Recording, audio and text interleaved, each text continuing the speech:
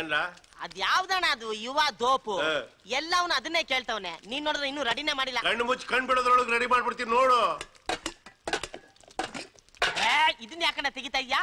ನಿನ್ನೆ ಮೊನ್ನೆ ಅಳ್ಸಲು ಯಾವ ಬೇಕು ನನ್ ಮಗನು ಇಲ್ಲ ಅಂದಿದ್ದು. ನೋಡ್ತಾ ಇರು ನನ್ ಕೈ ಚಳಕದ ನೋಡು. ಅಯ್ಯಯ್ಯೋ ಅಲ್ಲನಾ, ಅಯ್ಯೋ ಗಬ್ಬು ವಾಸನೆ. ಲೇ ಬಾಯಿ ಮುಚ್ಕೊಂಡು ನಿಂತ್ಕೊಡು. ಬೇಕು ನನ್ನ ಮಗನೇ, ಇವತ್ತಿನ ಸ್ಪೆಷಲ್ ಅಂದ್ರೆ ಇದೆ ಕಣ್ಲ, ಯುವ ದೋಪು ಅಂದ್ರೆ ಇಡ್ಲಿ ವಡೆ ದೋಸೆ ಪೂರಿ. ದಿನ ನಾವು ಕೊಟ್ಟಿದ್ದನ್ನೇ ಕೊಟ್ಟು ಅವರು ತಿದ್ದಿದ್ರೆ ತಿಂದು ಬೇಜಾರಾಕಿಲ್ವಲ್ಲ, ಅದಕ್ಕೆ 4 ಒಟ್ಟಿಗೆ ಸೇರಿಸ್ಬಿಟ್ಟು ಚೆನ್ನಾಗಿ ಸಾಂಬಾರು ಇಡ್ಬಿಟ್ಟು ಕಿಚ್ಕ ಪಚ್ಕ ಅಂತ ಕೈಯಲ್ಲಿ ಕಲಿಸ್ಬಿಟ್ಟು ಒಗ್ಗರಣೆ ಹಾಕೊಟ್ರೆ ಅಂತ ತಿನ್ಬೇಕು, ಗೊತ್ತಾಯ್ತಾ?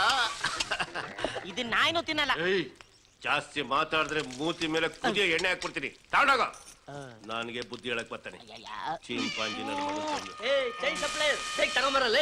ಬೇಗ ಬರ ಮೂದೇವಿ ಹಾಕೋ ಹಾಕಯ್ಯ. ಇಲ್ಲಿ ಇನ್ನು ಸ್ವಲ್ಪ. ನಾನಲ್ಲ ಅವನು. ನಿನ್ಗೆಲ್ಲ ಬರುತ್ತೆ. ನಮ್ ದೊಡ್ಡಣ್ಣ ಕಣ್ಯ, ನಮ್ ದೊಡ್ಡಣ್ಣ ಸ್ಪೆಷಲ್ ಅಂದ್ರೆ ಸ್ಪೆಷಲ್. ಏನ್ ರುಚಿ. ಇವ ತೋಪು ಇವ ತೋಪು. ಅಯ್ಯೋ ಅಳ್ಸಿ ನನ್ ಮಕ್ಳ, ಇವತ್ ನೀವು ತೋಪು.